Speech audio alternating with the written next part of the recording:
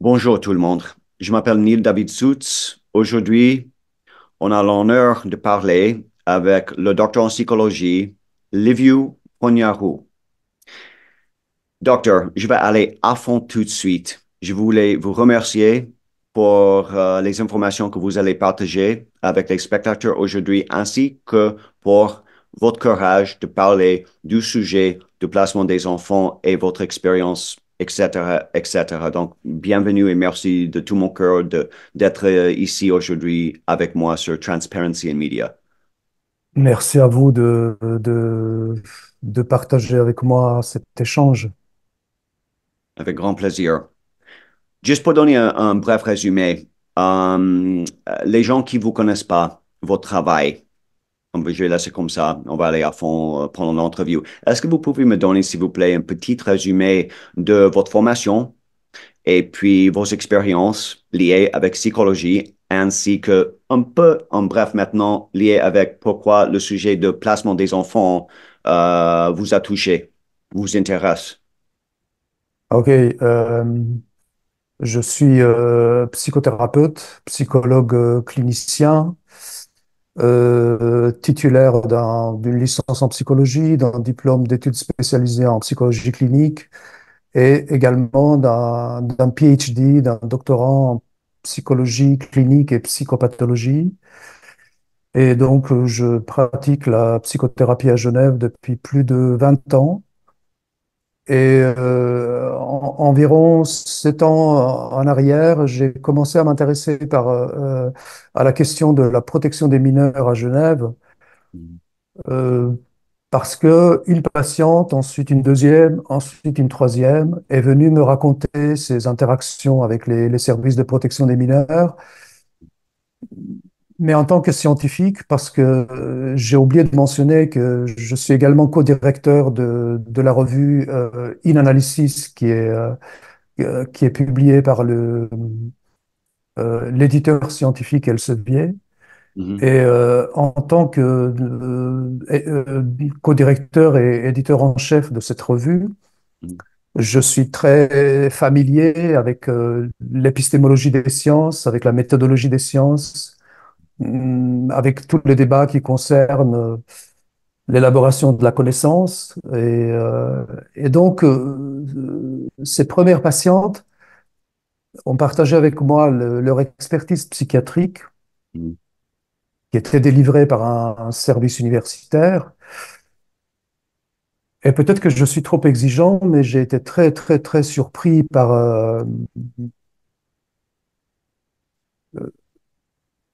les failles de la construction du raisonnement de ces expertises qui ne respectaient pas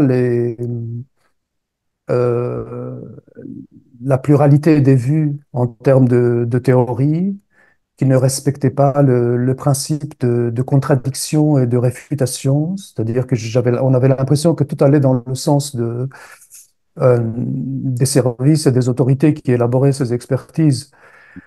Et pour moi, il n'y a pas de connaissance sans contradiction et sans réfutation, parce que sans contradiction, on est dans l'idéologie.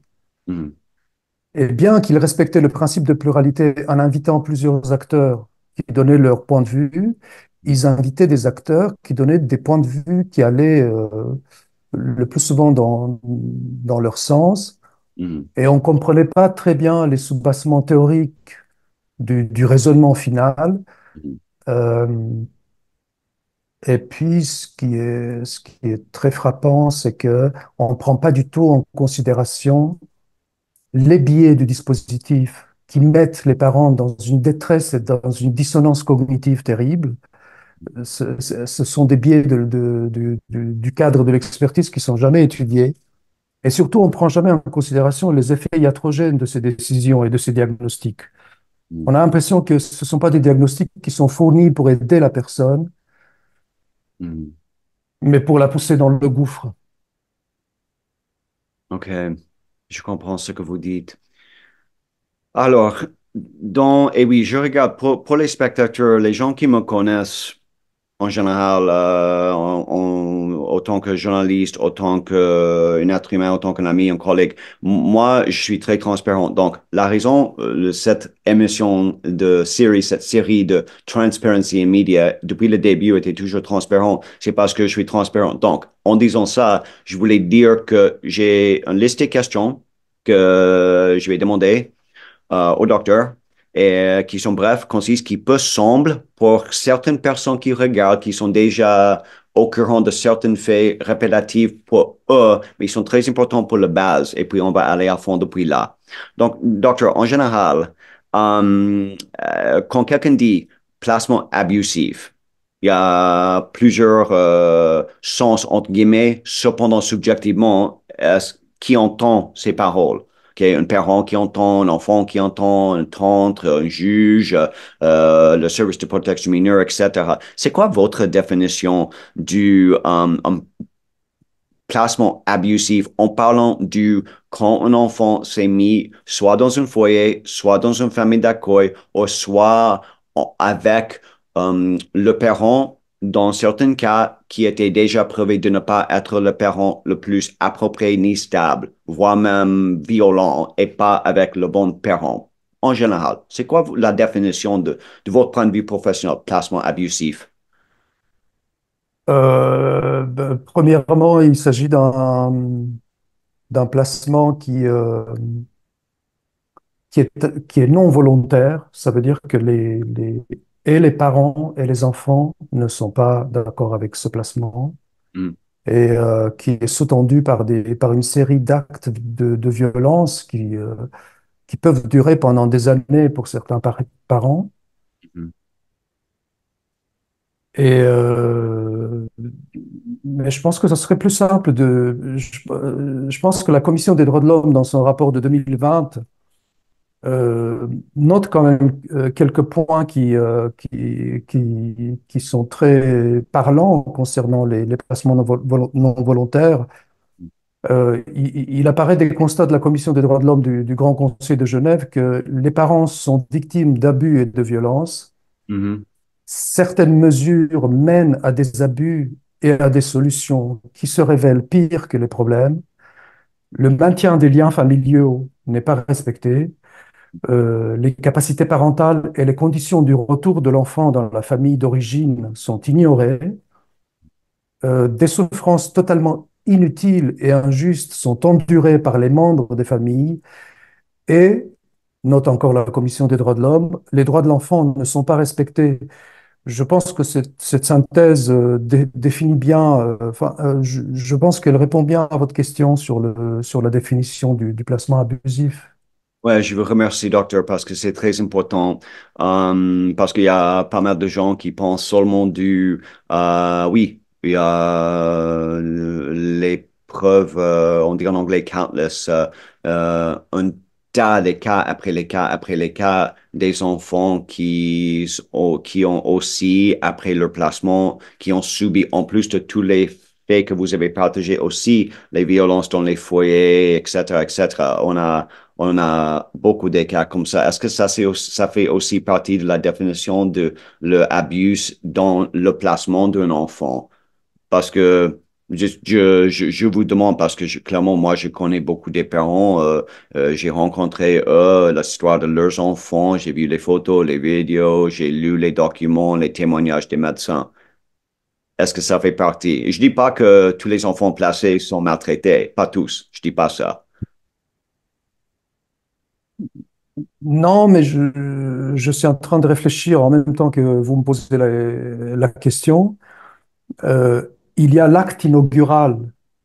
L'acte inaugural, c'est l'acte de la séparation involontaire parent-enfant, Mhm. où on vient chercher l'enfant à l'école ou dans le foyer, avec la police, avec des mitraillettes parfois. C'est ce que racontent les parents. Ouais, ouais, ouais. Il y a l'acte, il y a l'acte inaugural, Mhm. et ensuite, il y a la série d'actes qui font partie du processus de placement de l'enfant et qui, pour moi, j'ai développé ce point dans mon article, la psychopathologie du processus de protection des mineurs. À partir du moment où on inaugure un processus dans le déni.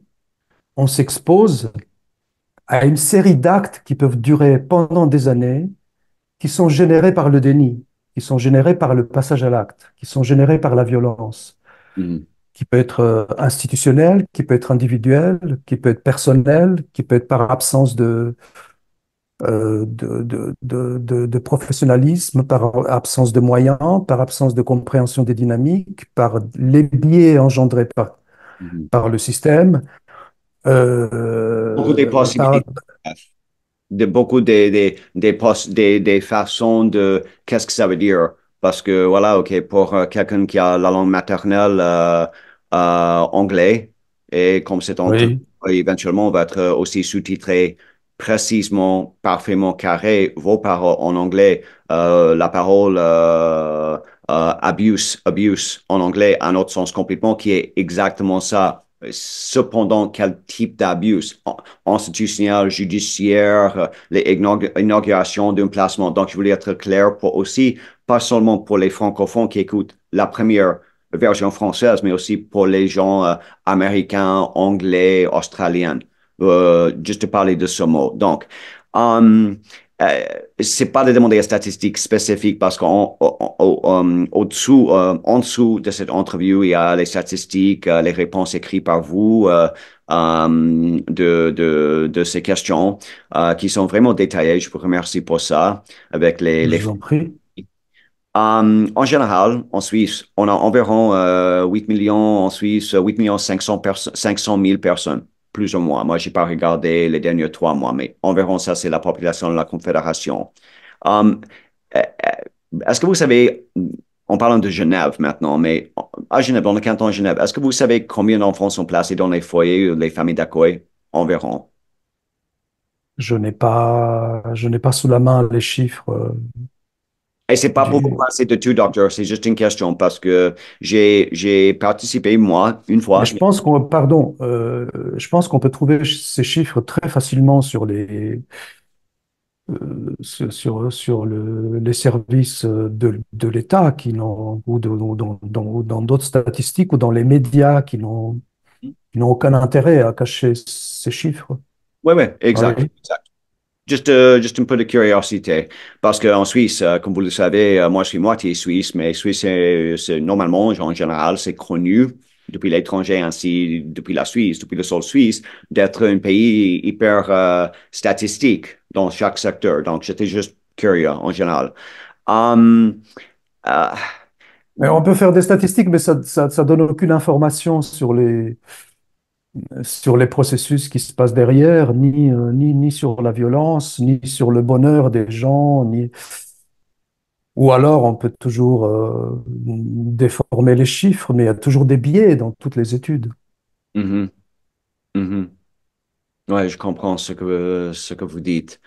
Pardon, je vous ai interrompu. Non, pas de souci, docteur. Comme j'ai dit, je donne pas des faux compliments ni un faux espace de reconnaissance, mais votre avis professionnel qui est irréprochable, vous êtes bien formé, vous êtes On peut toujours reprocher quelque chose à quelqu'un, hein, et j'en peux, clairement, même si c'est justifié ou c'est pas justifié dans la vie, la c'est- carrière, la ça, profession, ça dépend de quel côté de la barrière on est. tout à fait. Tout à fait. Mais en disant objectivement, vous êtes un psychologue avec une bonne formation, donc je vous remercie de partager ces Oui, choses avec nous. Hum, donc, d'après vous, et c'est une question hyper difficile parce que c'est pas juste une chose qui est hyper courte, mais c'est une petite entrevue ici, en disant, d'après vous, quelle solution parce que les gens cherchent les solutions pour comment on peut améliorer le système depuis des années. Comme on sait, les référendums, les actes, les pétitions, toutes les choses, les rendez-vous politiques, le droit de l'homme. D'après vous, quelle solution pour essayer dans une façon plutôt pas vite, parce que c'était déjà depuis 1981 que le système de placement, on va dire, a changé depuis l'ancienne époque de les placements institutionnels en disant qu'ils avaient pour longtemps en Suisse. pour laquelle que la Suisse s'est excusée côté fédéral. Donc, depuis environ 1981, 81, pardon, il a changé. Il n'y a pas qu'une solution, ça c'est sûr. Mais d'après vous, quelle est une bonne étape que le système peut faire pour le bien des enfants, pour le bien des familles, comme première étape qui était déjà organisée, entre guillemets, par les professionnels? C'est un immense chantier parce que moi j'ai l'impression que, que ce système est un peu emblématique de la société de consommation. Mhm. Et j'ai l'impression que, à mon avis, tout fonctionne comme si c'était un système d'extraction de fonds. Ça veut dire que tout est bon pour alimenter l'économie, pour alimenter les salaires des gens, le bien-être, les retraites, les vacances, la consommation. Et aussi longtemps qu'on sera dans une dictature économique, moi je pense que ça alimente ce genre de système. Et c'est d'autant plus complexe que dans ce système, la famille aussi souffre. La famille nucléaire souffre parce que tout le monde, et les employés de la protection des mineurs, et les parents, et les enfants, souffrent de cette espèce de schizophrénie dominante qui exige de notre part que nous consommions, que tous les membres d'une famille soient sur un téléphone portable ou sur un ordinateur. Euh, et ça amène beaucoup de conflictualité dans les familles, Ouais. n'est-ce pas? Et puis ensuite, il revient à l'État de résoudre ces problématiques. Mais si Ouais. l'État lui-même n'est pas au clair avec ses mécanismes de défense, avec son inconscient, avec ses biais, avec ses intérêts économiques et la façon dont il essaie d'extraire de l'argent de ces situations, tout le monde sera dans le déni. Donc, apporter une réponse, pour moi, ça voudrait dire changer toute la société. Ouais, Mais c'est... Pardon, oui, non, excusez-moi, allez-y, pardon. Pardon, allez-y. mais si vous permettez, dans mon rapport de 2023, euh, euh, qui est disponible sur mon site personnel. C'est un rapport que j'ai intitulé Protection des mineurs, torture psychologique et mauvais traitement des parents. Et aussi dans mon article Psychopathologie des processus de protection des mineurs qui a été publié par la revue InAnalysis en 2020, euh, je notais les perspectives suivantes. Euh, les effets sociaux, sanitaires, humains et familiaux de ce contexte dramatique est en effet peu digne d'un pays démocratique se réclamant du respect des droits de l'homme, invite les autorités suisses à reconsidérer d'urgence l'impuissance des familles et des professionnels, psychologues, psychiatres, avocats, éducateurs, curateurs, etc., voire même de la Commission des droits de l'homme, à corriger ces dysfonctionnements qui ont au premier plan la violence institutionnelle exercée sur les familles. Il nous paraît insoutenable pour un pays démocratique qui a adhéré à un certain nombre de normes internationales concernant la torture et les mauvais traitements, les droits de l'enfant, qui ne sont pas systématiquement, qui ne sont systématiquement pas entendus dans le cadre des procédures, d'être confronté à un mur étatique dressé pour la violence, la coercition et les représailles. Ces normes, selon les données à notre disposition, et je me base sur des observations cliniques au cours de ma pratique, mais aussi sur des observations sociales, les rapports de la Cour des comptes, de la Commission des droits de l'homme, etc., peinent très manifestement à être respectées au sein de notre pays, tandis que le contexte actuel exige urgemment un accroissement de la vigilance à l'égard des violences institutionnelles qui passent volontairement sous les radars des évaluations de l'État, qui utilise parfois son pouvoir pour occulter sa violence. Mhm. Ça me fait penser que Yves de Mattéis mentionnait dans la tribune de Genève je crois, il y a à peu près un an en arrière, que les services de protection des mineurs sont parfois pervers. Donc, c'est un peu de ça qu'il s'agit.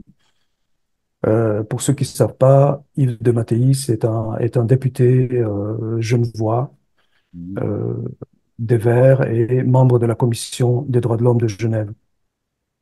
Cela exige aussi, en termes de solutions ou de perspectives, un questionnement permanent d'un système qui ressemble à un système d'extraction de fonds, c'est ce que je disais tout à l'heure, Mhm. au Mhm. sein d'une hypnose consumériste à laquelle nous sommes tous plus ou moins assujettis.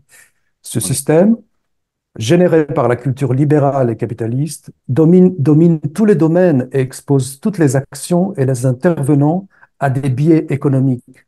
Le Mhm. devenir de la famille dans ce contexte est aussi un des facteurs à l'origine de cette dynamique qui n'explique pas la violence institutionnelle, mais plutôt la folie collective dans laquelle nous sommes entraînés. Mhm. Cela exige un questionnement des intentionnalités, parce qu'on n'est pas au clair avec les intentionnalités. Ouais.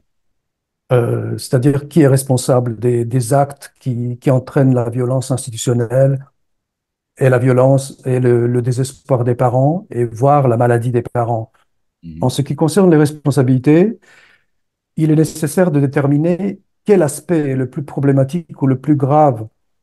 Être au bord du gouffre peut dénoter une fragilité psychologique profonde qui nécessite une attention immédiate et des interventions spécialisées lorsqu'il s'agit des parents qui ont Mhm. été expertisés comme étant des malades mentaux le plus souvent. Mhm. D'autre part, être poussé dans le gouffre par les circonstances sociales et institutionnelles souligne les déficiences systématiques et éthiques qui persistent dans nos sociétés et aussi dans nos institutions. Pour ces raisons, il est impératif d'adopter une approche compassionnelle et équilibrée dans la compréhension et la résolution de ces dilemmes, tout en identifiant les facteurs de risque et les responsables. Parce que si on n'identifie pas les responsables, on reste toujours dans le déni. Cela exige aussi la création de commissions d'éthique indépendantes en mesure de s'exprimer en dehors des pressions institutionnelles et étatiques et aussi des liens d'intérêt. Cela exige l'évaluation clinique systématique, quantitative et qualitative des effets sanitaires générés par des décisions institutionnelles qui sont reconnues comme violentes par la Commission des droits de l'homme, par les professionnels de la santé, par les avocats, par des associations, par des médias, par les témoignages des parents, etc. Donc, on doit évoluer l'impact psychologique et la mise en danger que ces décisions représentent, mais les évoluer de manière honnête et scientifique, Mhm. et pas utiliser ces données pour enfoncer toujours plus les familles. Cela exige d'organiser des supervisions d'équipe, mais je pense qu'ils ont déjà des supervisions d'équipe. Mais je ne sais pas de quoi ça discute. Je pense que ces institutions, surtout le service de protection des mineurs, est exposé parce que ce sont les employés eux-mêmes qui en témoignent dans la presse, etc., qui sont dans des souffrances terribles, ce qui est Et normal parce qu'en... le oui, fameux, je sais pas pour vous couper la parole, mais quand vous dites ça, ça me rappelle de la première fois, en fait, c'était un ex-député du Grand Conseil qui était à la tête le comité pour le droit de l'homme, qui m'a donné une copie de le fameux livre noir du SPMI. Et quand on entend les paroles livre noir, on pense toujours Black Book, les secrets, comment ils kidnappent les enfants. Pas du tout, qui parle beaucoup de la souffrance, comme vous venez de dire, de les employés. J'ai aussi entendu une émission dans la radio il y a quelques années par un homme très connu, curateur au SPMI, ainsi qu'il était un des gens en haut, en disant, du syndicat qui parlait ils ont un énorme travail. Et cette émission, c'est toujours en ligne. Je peux mettre la référence en bas de cette entrevue puisque les gens bien prendront sûr, drôle, mais ça m'a choqué parce que j'ai connu monsieur par son nom parce qu'il était pour un petit moment impliqué dans le cadre de ma famille. J'avais jamais les interactions avec lui, mais j'étais choqué d'entendre les paroles où il a plus ou moins admis qui sont si abordées et les choses passent si vite, les décisions, clause péril, etc., etc., qui non obligés, mais ils font des erreurs à cause de ça. Donc, votre réponse, je crois, c'est vraiment, c'est, à mon avis, subjectivement, prend pas part comme deux enfants placés, mais objectivement, ça donne les faits qui sont aussi réalistes. Euh, Bien sûr, Parce que bien c'est sûr. qu'on passe simplement la faute d'une partie politique. On peut nommer que ce système a ce dysfonctionnement. Yves de Matthias, Monsieur de Matthias, qui moi je connais personnellement, non, on s'est jamais rencontré en live, mais on s'est parlé beaucoup au téléphone. Il est membre, un député, comité de droits de l'homme, il est aussi un membre de la Partie verte qui a lutté pour le droit de l'enfance, les droits des parents, les choses dont Oui, parle ici, mais on ne peut pas dire que tous les membres des Verts, ni tous les membres du UDC, ni tous les membres de l'EPLR, n'importe quel parti politique, sont soit bien, soit mal. Ça veut dire soit dans la vérité, soit contre. Et c'est bien que je vous remercie d'avoir vraiment répondu dans cette façon objective avec les statistiques, les faits. C'est important, à mon avis. oui, Oui, oui. oui, mais dans mes propres enquêtes et dialogues avec des collègues, des professionnels de la santé, des avocats, etc., euh, et certainement des politiques aussi, euh, on constate que tout le monde est choqué par ce qu'on sait de ces dysfonctionnements, mais on constate aussi qu'il y a peu de gens qui s'expriment. Pourquoi vous en Et je, pensez? Ça, c'est pas pour vous couper la parole, mais c'était en fait ma prochaine oui, question. allez-y. Oui. Pourquoi vous pensez, docteur? Parce que moi, sans aller dans un détail, je connais qu'est-ce que ça veut dire quand on parle autant que, dans mon cas, un papa avec deux enfants placés. Je comprends et j'ai vécu et je vis actuellement d'être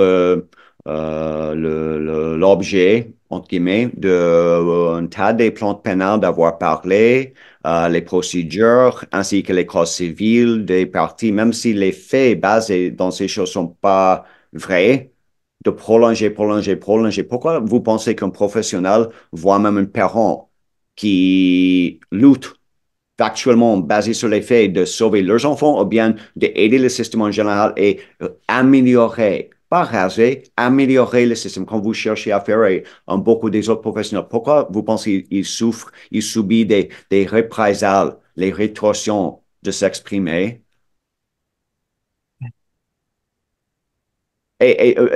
On- on- on- Juste pour vous dire, si je peux ajouter juste une petite, comment dire, parenthèse, même quand j'ai parlé, et il était, et c'est pas de divulguer un secret que Monsieur de Matthias m'a dit dans une conversation au téléphone. Il a dit en public avant aussi. Il a dit que le fait que lui, en tant que député de la partie politique Les Verts, lui a eu des problèmes, les conflits graves, les accusations, entre guillemets, de la part de ses collègues dans sa propre partie, les autres politiciens contre lui d'avoir essayé d'améliorer le système.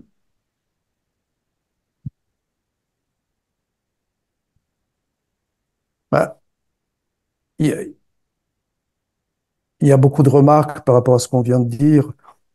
Moi, je pense qu'à partir du moment où nous sommes face à un placement involontaire, Mhm. tout cela est incompatible avec la logique et la cohérence humaine. À partir de là, on part dans une spirale de la psychose et de la schizophrénie. Et qui dit schizophrénie dit morcellement psychotique. Ça veut dire que chaque morceau de vérité se morcelle, se transforme en petites parties qui ne communiquent pas entre elles. Et non seulement ça produit du morcellement psychotique, ça produit de la persécution. Ça veut dire que chaque élément de vérité représente une persécution pour celui qui ne veut pas entendre la vérité. Donc, ça, c'est mon analyse Oui. de docteur en psychopathologie, parce que ce sont des mécanismes qui sont très, très bien connus dans la psychopathologie. Oui. Donc, euh, Et si on ajoute à cela euh, une particularité des systèmes économiques dominants dans lesquels nous vivons, c'est-à-dire la peur de perdre ses privilèges, Mhm, de perdre son salaire, de perdre sa retraite, de perdre ses vacances, de perdre son confort, mhm, ça ne peut que entretenir euh, la psychose et la persécution. Et vous savez très bien, à partir du moment où on dit la vérité, bah, on est flingué. mhm. On est flingué, comme je pense vous avez été flingué, et comme j'ai été flingué, parce que je suis en enquête disciplinaire auprès de la commission de surveillance des professions de la santé à Genève, parce que j'ai témoigné devant la commission des droits de l'homme du Grand Conseil de Genève pour alerter qu'une de mes patientes était à risque suicidaire à cause d'une séparation précoce de ces deux enfants et que j'essayais d'alerter depuis plusieurs mois les autorités pour que quelque chose change, pour qu'on revienne à un régime plus humain qui permette à cette mère de survivre. Oui. Mais non seulement rien n'a été fait jusqu'à ce jour, mais la seule chose qui a été faite, c'est que moi-même, en tant que professionnel de la santé, qui devrait être inclus dans un débat démocratique et qui, je pense pas que je sois le dernier des abrutis, je pense que je possède une connaissance qui pourrait être incluse dans un débat Oui, à la fois démocratique et scientifique. oui. Euh, Bah, on a été plus occupé de m'exclure moi Même que c'est de... vous qui avez abordé ce sujet à cause de vos responsabilités et vos inquiétudes professionnelles. Oui, OK, c'est oui, vous avez raison de mentionner ce point parce que en tant que professionnel de la santé, je dois tout faire, surtout si je dois faire tout faire pour la santé de mes patients et surtout si un patient est à risque suicidaire, je dois tout faire pour trouver tous les moyens pour garder ce patient en vie. Mais lorsqu'on identifie des facteurs qui sont liés à des systèmes externes, à des systèmes institutionnels, et lorsqu'on identifie des facteurs qui sont liés aux droits de l'homme, alors que un des premiers principes du code déontologique de la profession de psychologue et de psychothérapeute, c'est de respecter les droits de l'homme. Et exact. moi, je pense que par mes actions et ma réflexion, j'essaie de respecter les droits de l'homme et la Commission des droits de l'homme m'a donné raison puisqu'elle a constaté elle-même que dans les cas que j'ai apportés, il y avait violation du droit international, du droit de la personne, de plusieurs conventions internationales. Et voilà un retour à tout ça, parce que ça fait partie d'un système qui fonctionne par intimidation, comme avec les parents, même chose avec moi-même. Euh, je me retrouve en enquête disciplinaire depuis un an maintenant. Ouais, Donc, je je me comprends. souviens plus de votre question. Ouais. Euh, oui, allez-y. Non, je voulais juste vous dire que, et je dois dire parce on a que de questions qui restent. Et si je peux me permettre, parce que il y a, c'est pas pour me justifier. Dans ma vie professionnelle, privée, dans le cadre de ma famille, ça veut dire le cas civil, le placement de mes fils. Moi, j'étais toujours transparent. Moi, je n'ai rien à cacher. Plante, enquête envers moi, tout ça. Mais je peux vous demander une question, c'est un peu rhétorique parce que vous savez déjà, vous n'êtes pas au courant de cette question que je vais vous demander maintenant, mais c'est important pour les spectateurs, surtout parce que cette entrevue va être visualisée certainement en Suisse pour les gens qui parlent, pas juste en Suisse romande, parce que ça applique à Genève, mais il y a les gens qui parlent français, comme on sait très bien, français dans les autres régions de la Suisse, ainsi qu'en France, et puis traduit en français. Est-ce on s'est parlé depuis le moment quand moi j'ai commencé, entre guillemets, après j'ai quitté la Suisse le mois d'août l'année passée et plus proche de l'hiver, j'ai commencé à diffuser beaucoup de choses. Euh, est-ce que je suis un patient à vous ou est-ce que j'étais jamais un patient à vous professionnellement? Est-ce que vous êtes mon psychologue ou vous étiez mon psychologue à Genève? Mais pourquoi vous posez cette question? Je Non, me je pose permettrai la pas de question faire... parce que non, non, c'est pas pour vous demander, c'est pour les spectateurs. Parce que ah, j'ai vu une entrevue une fois non, pour des raisons éthiques pour des raisons que tout le éthiques, monde, qui sans sont grand évidentes pour... intérêt. Que moi, autant que journaliste et papa, je vous ai obligé, ou je vous ai manipulé, ou je vous ai convaincu par... mais, OK, Non, je me permettrai pas de faire un entretien de ce type avec un ou une de mes patientes. je voulais juste être clair, et c'était pas pour vous coincer, c'était pour faire un point, parce que j'ai pensé à ça. Je dis, il y a des gens qui peuvent dire, parce que voilà, le côté psychologique, psychiatrique, après, un moment dans un placement, justifié ou pas justifié, d'un enfant ou des enfants, le côté psychiatrique entre, comme vous avez parlé de les expertises familiales psychiatriques, les parents qui voient les psychiatres, les psychologues. Je voulais juste être Oui, transparent pour oui. les spectateurs. On s'est parlé au téléphone, je crois, peut-être un, deux fois, on a échangé des messages, mais vous n'êtes pas un psychologue et je n'étais pas et je suis pas et je n'étais jamais votre patient. On va dire ça. Oui, c'est peut-être une clarification qui est nécessaire. Ouais, Est-ce juste, que vous permettez que je termine les réponses à votre question s'il vous plaît, euh, je vous en prie. concernant les solutions? Oui, merci. Alors, je me disais aussi que, je vais finir rapidement, qu'il est indispensable d'organiser des supervisions d'équipe selon une approche psychodynamique, c'est-à-dire qui interroge un peu plus l'inconscient et pas uniquement le comportement et les émotions dans l'ici et maintenant. Une approche psychodynamique visant à nommer les mécanismes de défense instaurés au sein du réseau, les représentations économiques déniées par tous les acteurs, la névrose économique qui s'y attache, les affects réprimés et les attaques de liens, comme on les appelle en psychodynamique, qui impliquent, qui supposent une attaque de la capacité de penser, les attaques de liens au niveau individuel et institutionnel, et les passages à l'acte, surtout parce qu'on est beaucoup dans des passages à l'acte coercitifs, etc. Il est également important de nommer les rapports complexes à une pratique qui plonge chacun dans la violence fondamentale, exposant tout le réseau à des excès non élaborés et à la consolidation de noyaux que j'appelle psychotiques. Il est urgent aussi de mettre fin au durcissement croissant du mur étatique qui protège les fonctionnaires concernés tout en mettant en péril la santé des parents, des enfants et des intervenants externes, de mettre fin à la torture psychologique et à l'emprisonnement symbolique et hautement pathogène dans des procédures administratives et judiciaires interminables et à l'inflation des passages à l'acte qui justifient les décisions de placement et l'existence de ce mur étatique dont je parle, selon la logique d'un cercle vicieux fortement nuisible pour tous les intervenants, y compris, comme je le disais, en miroir, les intervenants de la protection des mineurs, et enfin de prendre systématiquement en considération, dans le respect des critères démocratiques, les positions politiques de groupes de représentants de parents victimes du système de protection, car ces groupes refoulés, déniés, dénigrés et volontairement pathologisés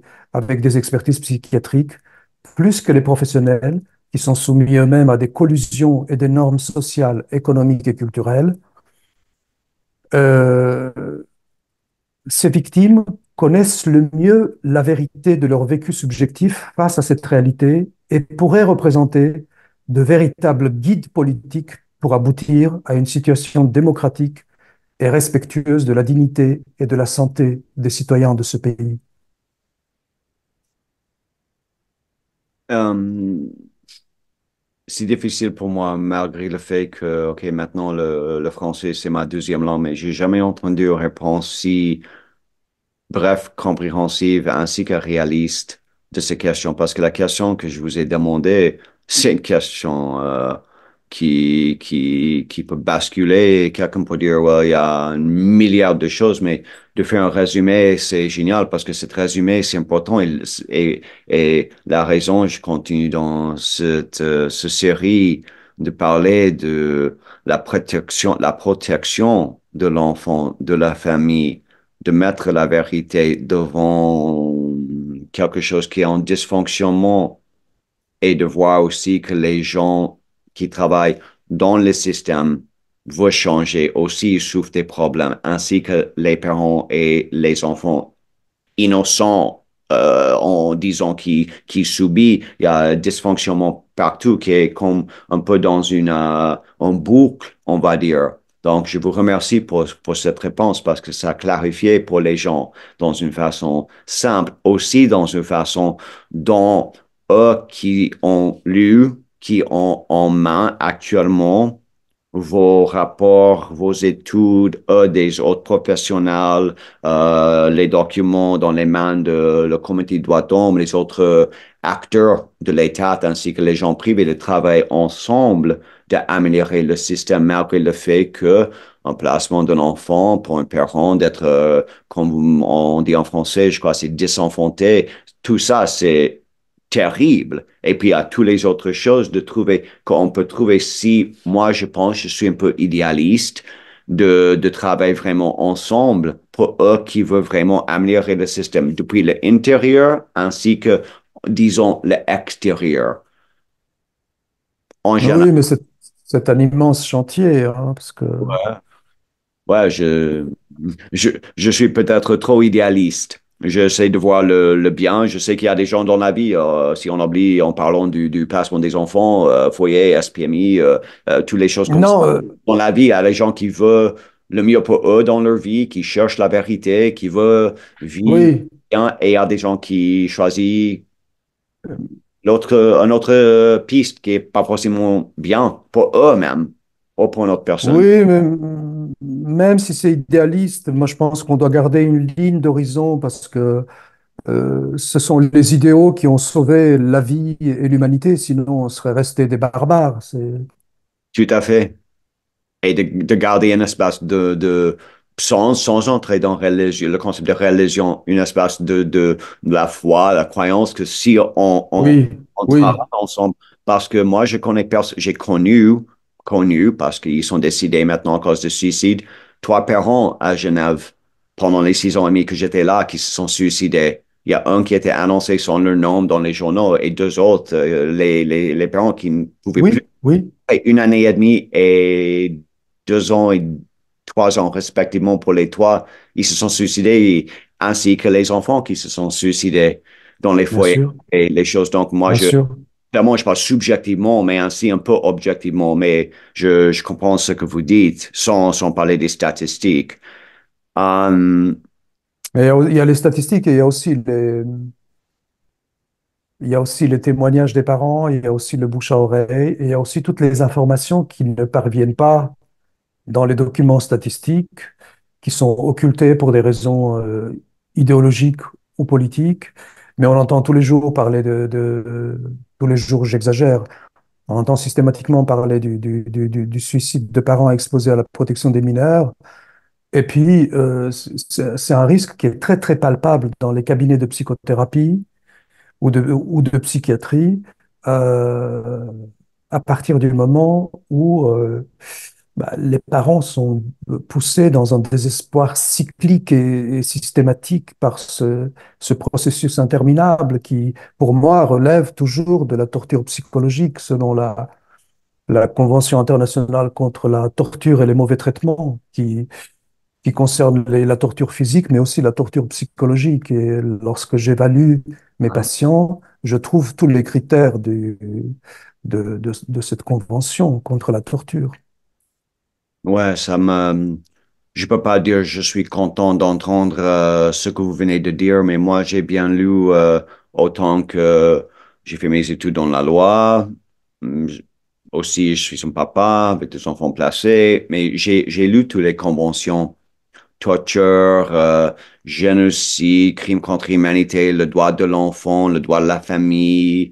Et c'est choquant quand les choses, quand on sache, vous, autant que professionnel dans votre métier, moi, autant qu'un papa qui a mon travail, à part que je dois travailler dans ma vie, de comprendre et se rendre compte que ces conventions, ils ne s'appliquent pas seulement en disant comme je parle point de vue américain. OK, je suis moitié suisse, mais j'ai vécu la plupart de ma vie aux États-Unis. La convention contre le torture, etc. Ça s'applique pas que aux pays comme, en disant, Afrique.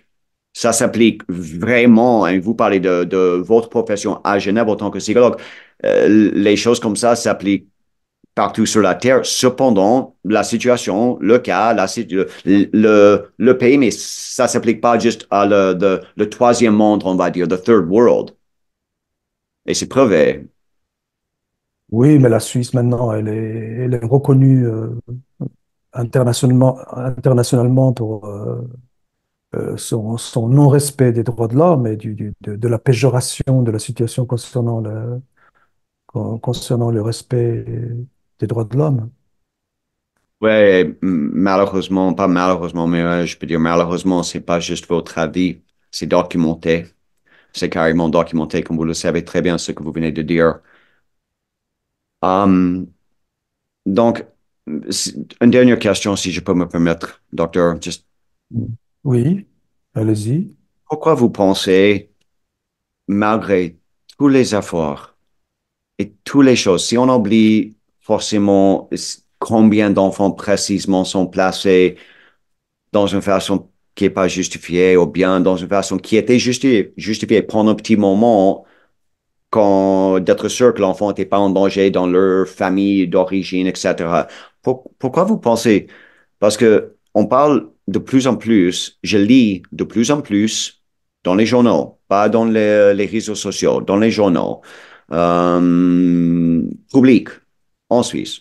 On parle en France aussi, les autres pays en Europe. Pourquoi vous pensez que il y a de plus en plus, il me semble, des histoires, des articles, pas des histoires comme des histoires, mais les stories, les articles, les documentaires, les films, les actualités carrément qui parlent de une augmentation dans le nombre d'enfants. Et je sais, vous avez plus ou moins déjà répondu à ces questions, mais de vraiment demander Non, H, parce que vous avez parlé de beaucoup de choses au début de placement abusif, mais c'est carrément sans question, irréfutablement, quand on regarde les journaux, les actualités. Pas juste qu'on parle plus de ce sujet, mais il y a une augmentation de le nombre d'enfants qui sont placés, la construction et utilisation, la construction des foyers, les utilisations pour tel bâtiment, telle maison, telle villa de devenir foyer. Il y a plus des enfants maintenant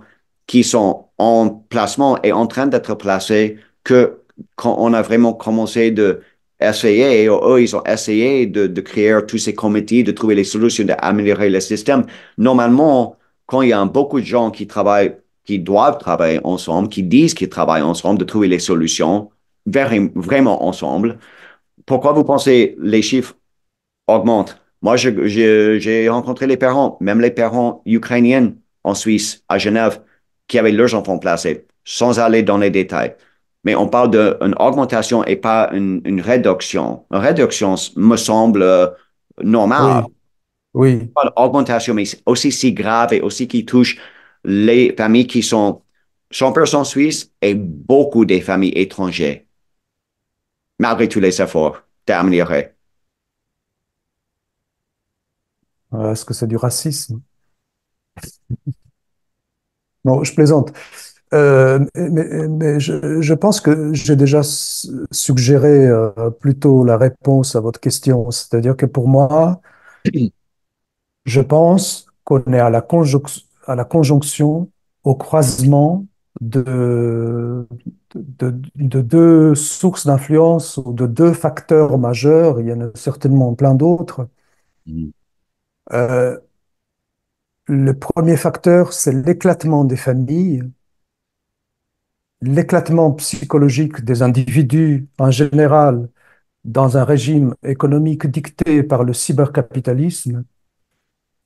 C'est-à-dire on est tous en surcharge cognitive à cause d'Internet, à cause des réseaux sociaux. Ouais.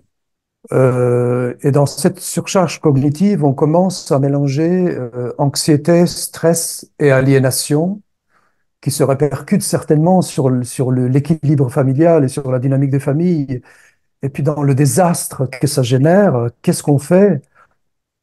On appelle un service de l'État pour demander de l'aide, ou on appelle un psychologue, ou on appelle un psychiatre, ou on appelle un médecin. ouais, Et voilà, petit à petit, les professionnels convoqués constatent que l'enfant est en danger. C'est très discutable. Qu'est-ce qu'un enfant en danger? Et à partir de là, entre volonté de protection et de volonté de faire tourner un système qui, pour moi, est fondé par l'extraction de fonds aussi, avec des bonnes intentions aussi. On ne peut pas tout réduire à l'extraction de fonds.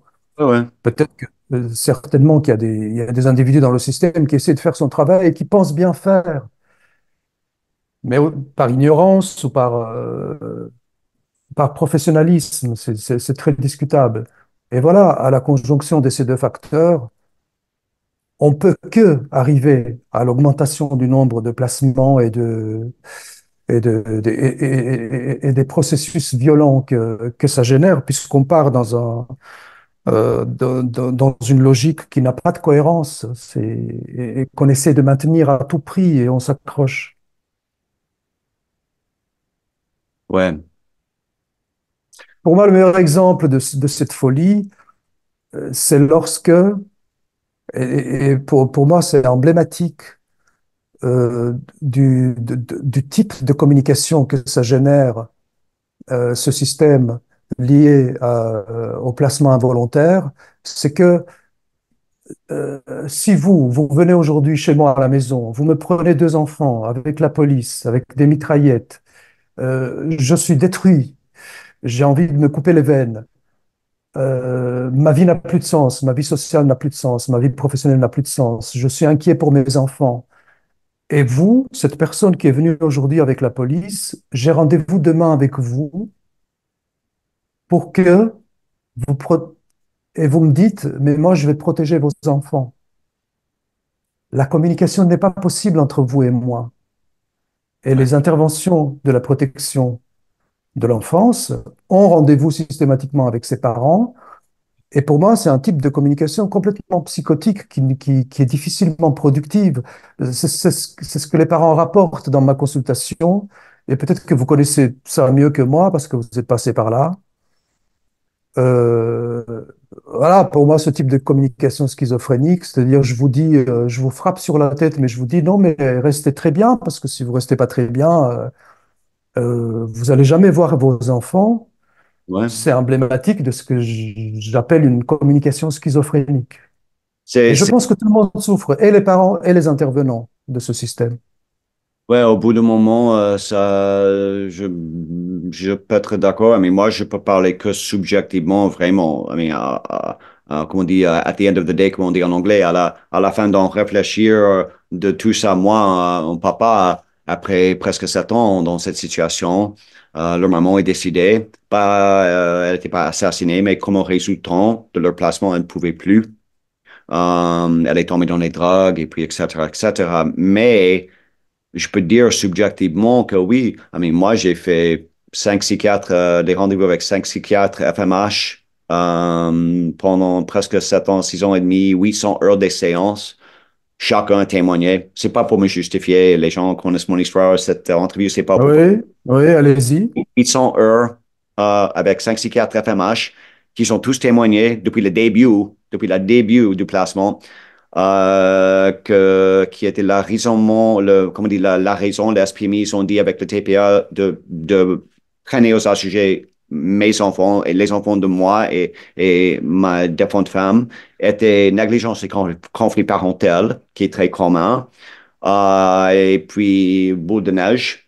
Et puis, malgré le fait que les 5 psychiatres sont témoignés que j'ai pas du tout des problèmes psychiques, de tout. J'ai angoisse liée avec le placement abusif de mes fils, mais je continue. J'ai fait mes séances, j'ai fait ça. J'ai même, pendant un moment, pendant longtemps, pris des médicaments contre le bien de mon propre corps et ma propre santé physique jusqu'au point que mon docteur m'a dit, ces médicaments, vous n'avez pas besoin, vous, dans votre cas, pour une raison, vous gérez la situation qui est dure, mais vous risquez forcément de devenir malade et de mourir à cause des effets secondaires. Des effets secondaires, Oui, oui. donc, et oui, je sais, OK, on a besoin de temps en temps de prendre quelque chose pour nous aider dans la vie. Ah, mais c'est votre profession, c'est pas le mien, mais oui, je sais très bien. Je Mais fais pas de prescription médicamenteuse, mais je suis dans le milieu, effectivement. Ouais. dans le milieu, exact. Donc, moi, je peux dire,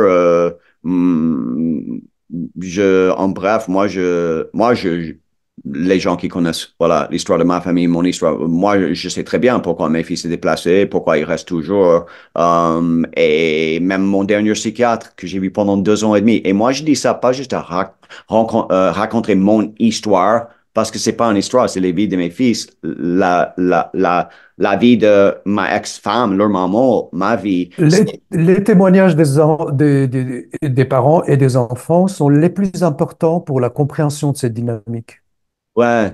Et pour moi, c'est le truc que j'arrive pas à comprendre. Mais mes psychiatres, ils ont pas compris.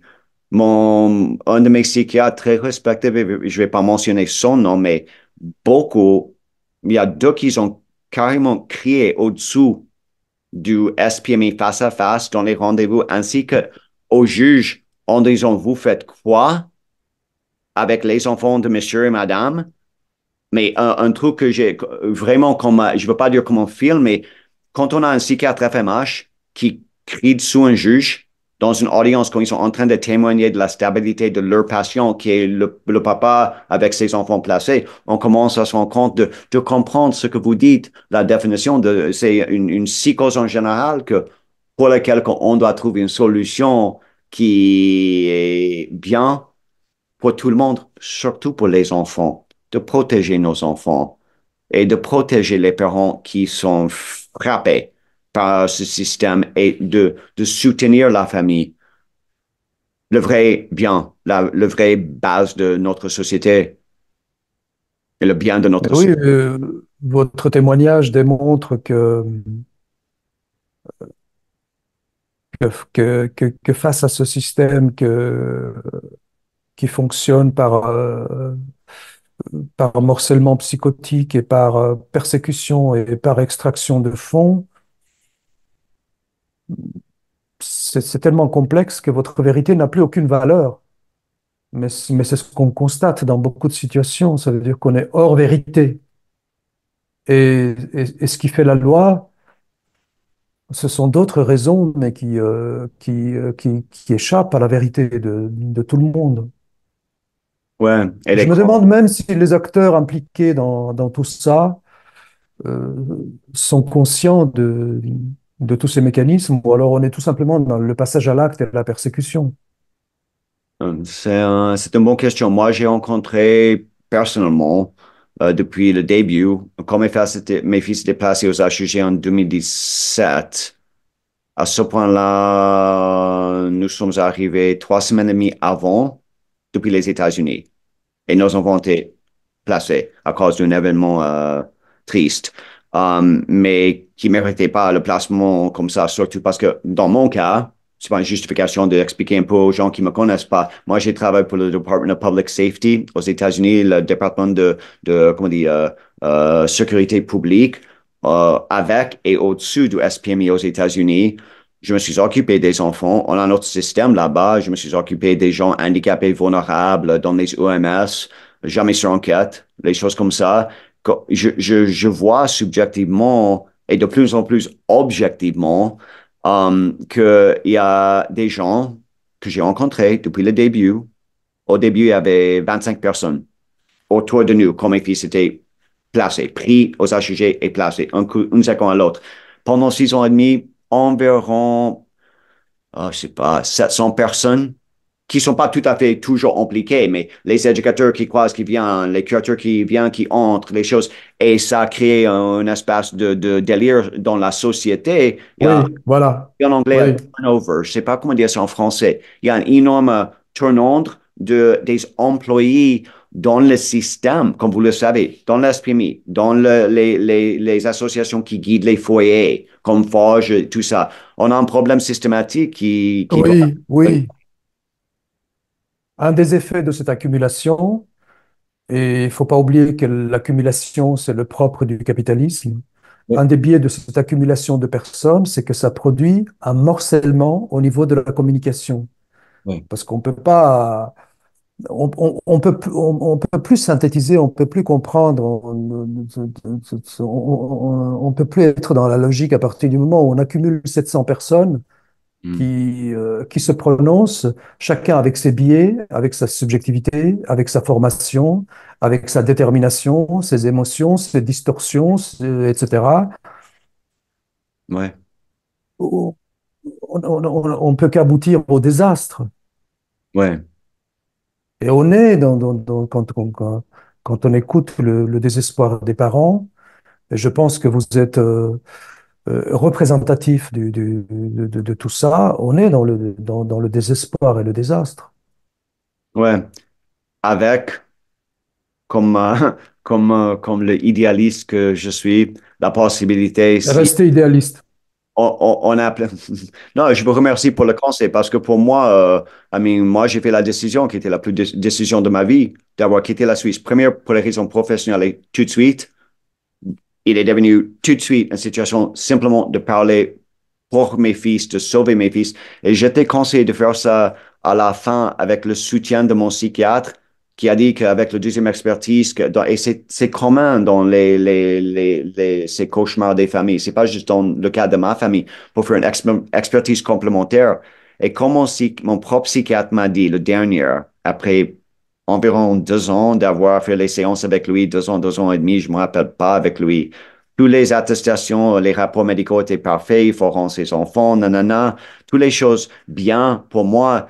Il a dit, même si vous faites cette expertise complémentaire, vos enfants, même s'ils trouvent dans une an et demi, quand vous avez une audience, après l'expertise s'est rendue, et puis l'été passe, et puis cette date passe, peut-être ils vont transitionner. Si les résultats de l'expertise sont la vérité cette fois, et pas une diagnostic qui a été vérifié d'être faux par moi et par 4 psychiatres, peut-être dans 3, 4 ans, éventuellement dans une progression, vous pourriez récupérer vos enfants, Neil.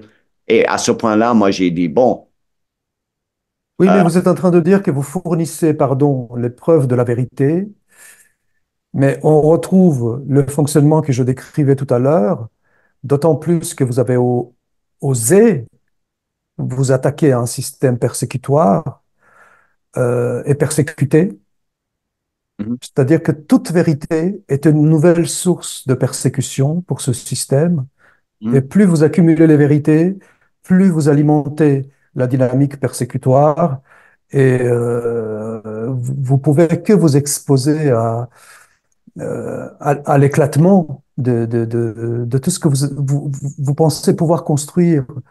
Mais à la fin, ça explose. On construit rien du tout. Ouais, c'est exactement, et c'est ça ce que On je, alimente l'explosion. ouais, les premiers 2 ans dans le cas de ma famille, moi, j'ai dit rien. Moi, j'ai écouté mon avocate et ses collaboratrices. J'ai vu les psychiatres comme il faut, comme les SPI m'ont dit, TPA, faites ça, ça, ça. J'ai pris un petit travail, un petit appart en atelier depuis hospice. J'ai fait tout ce que je pouvais faire.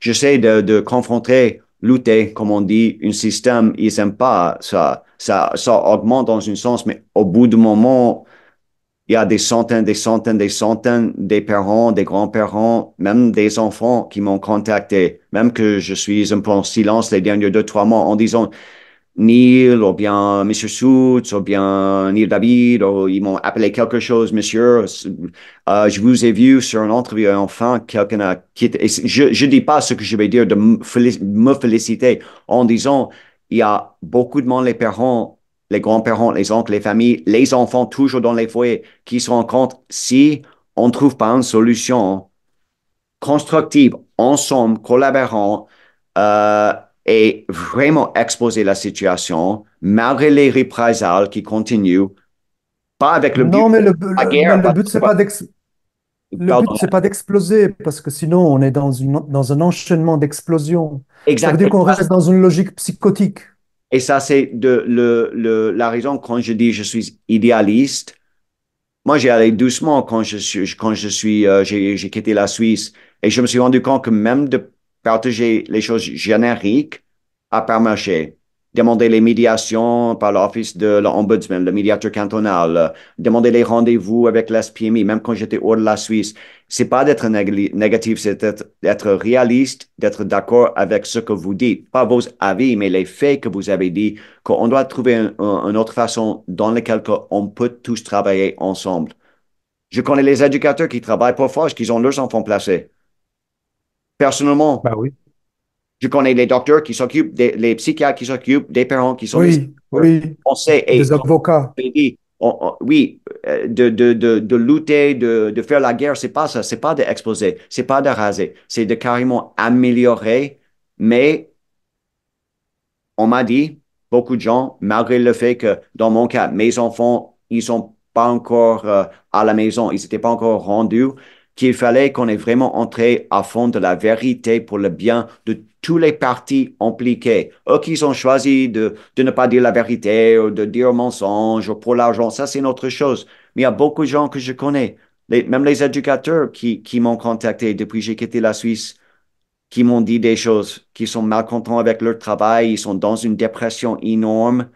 Et ça m'a... OK, je dis, mais ouais, vous êtes un éducateur, mais j'ai compris. J'ai fait mes droits de visite au sein du foyer où ils se trouvent mes fils les dernières 6 ans et quelques de leurs 7 ans presque dans les foyers. Moi, j'étais là 4 jours par semaine pendant longtemps, jusqu'à j'ai dénoncé la première fois une maltraitance grave envers mon petit. Mais à part que ça, et ça m'a vraiment donné une énorme perception objective, empathétique. Pas que, oui, on doit juste laisser ces choses passer, les enfants peuvent continuer d'être placés sans raison dans les placements abusifs. Toutes les choses dont vous avez expliqué, point de vue professionnel, c'est vraiment le moment de trouver une façon de travailler ensemble avec pied sur terre, Oui, malgré cette mass psychosis qui arrive oui, oui. envers ça. Et la raison que je voulais vous remercier de tout mon cœur, professionnellement, ainsi que Je autant vous en que prie. professionnellement, c'est très important ce que vous avez partagé avec nos spectateurs et moi, j'espère, c'est pas forcément le meilleur mot de utiliser, mais vous avez parlé de cette situation dans laquelle que vous vous trouvez, d'avoir mis certaines vérités en public en tant que professionnel. J'espère vraiment pas juste le meilleur, j'espère que ça s'arrête les choses comme ça parce que j'ai fait un C'est énorme pas le plus grave. C'est pas le plus grave de l'histoire. Ce qui est le plus grave, c'est ce qui arrive aux parents. Ce qui m'arrive à moi, on se débrouille. Je sais. Et ça, Mais ça symbolise les stratégies d'intimidation utilisées par ce système. oui, de voir dans cet écran, maintenant cet écran que les gens ils regardent, un docteur en psychologie, un papa, subjectivement, objectivement, n'importe quoi, ça montre la vérité de vos paroles, les statistiques que vous avez citées, les petites faits sans détail de l'histoire de ma famille. On est Ouais, dans un en commun qui doit il y changer. a, il y a ma parole, mais il y a aussi ma parole est rien à côté du témoignage des parents et des enfants et des témoignages de l'histoire, parce qu'on connaît l'acte 1 de la protection des mineurs en Suisse, euh, qui, est- qui, est- qui a mené à des excuses publiques de la part de la présidente de la Confédération, Madame Sommaruga, etc. Je sais exactement. Mais beaucoup d'acteurs et de parents disent que on est loin d'avoir fini l'acte 1 et on est à fond dans l'acte 2 de la protection des mineurs. Moi, je peux dire que cette phrase, cette idée, ce concept dont vous venez de dire, je suis tout à fait d'accord. En vivant, mes fils en vivant exactement pareil. Les normes sont changées, le système a changé un peu. Et puis, c'est vraiment le moment de garder pas juste l'espoir, pas de lâcher prise, malgré le fait qu'il y a beaucoup, et je comprends, beaucoup des parents qui lâchent prise, qui perdent leur tête, perdent leur vie, beaucoup des professionnels qui travaillent dans le système.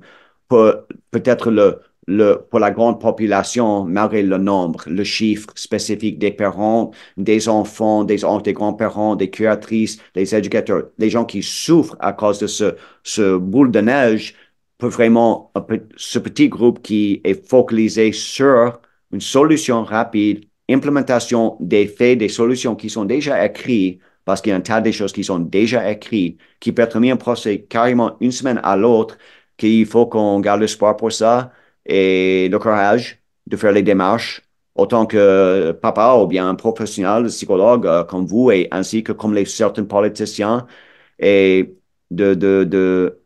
d'enlever cette peur malgré les risques qui peuvent arriver envers un professionnel, envers un papa, pour le bien des enfants, en base de tout, le vrai bien, le bien de la famille.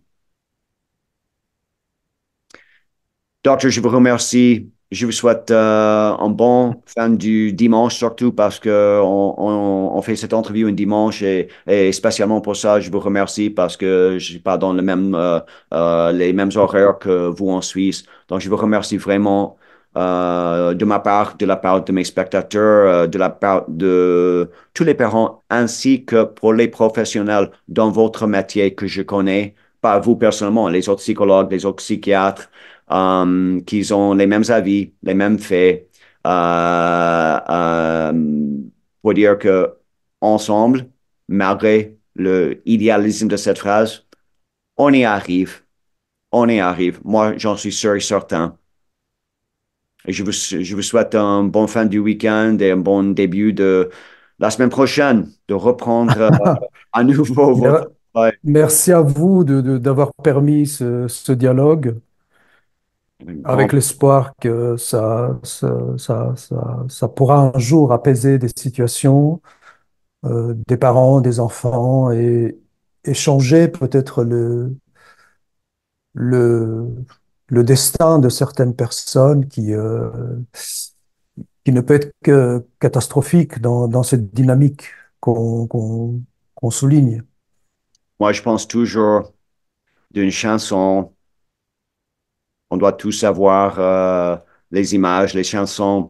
Une chanson qui s'appelle One More Light par Yes, et puis quand on parle de ça, mais j'ai comment dire les chairs de poil, je sais pas comment dire en français, the hairs that raise up on my arms. yes, one more light and many other lights E- too. Exactement, on sauve une, mais sache une personne, un enfant, une parent, un psychologue, un professionnel, un bon Yes, être humain qui fait yes. quelque chose peut être la personne qui va changer le monde, mais aussi représente le fait que on peut faire Everybody is a light, you mean. Tout le monde peut everybody être une lumière, light, mais à condition de s'engager à donner de la lumière. tout à fait. Et si on peut changer une situation pour le mieux, on peut clairement changer un autre. Pas forcément que un et un égale 2, un et un égale Oui, 3, et peut-être mathématiquement 6, et peut-être, etc., etc. Réaliste, mais à fond. oui. Merci Docteur, merci à beaucoup nouveau. et belle fin de dimanche et bon courage pour la suite parce que je pense que elle va être difficile pour vous. Mais Je pense seulement le bien de mes fils, le vrai bien, ça veut dire pour eux et le d'être vôtre et les autres enfants. Dans mon cas, je dois penser de mes fils. Moi, je suis et à béni dans vous. ce sens. Oui, et je suis béni dans ce sens. Je prends soin de moi-même. Je dors bien, je mange bien, je suis béni dans ce Je- sens. Je n'ai pas perdu ma... c'est pas parce qu'on prend soin d'une blessure que la blessure est pas là. Oh, la blessure est certainement là. Et ça reste jusqu'à ils sont là et quand ils rentrent, espérons un jour bientôt à la maison, ils vont avoir aussi besoin pour moi de continuer d'être stable comme je suis et aussi pour de guérir, pas juste les deux, mais nous ensemble autant qu'une famille, Oui, your oui, family, oui, ensemble. oui. Et c'est Ça vrai, serait la guérison. la guérison. C'est vrai. Merci beaucoup, Prenez, docteur. prenez soin de vous et à Toujours. bientôt. À bientôt. Au revoir. Au revoir.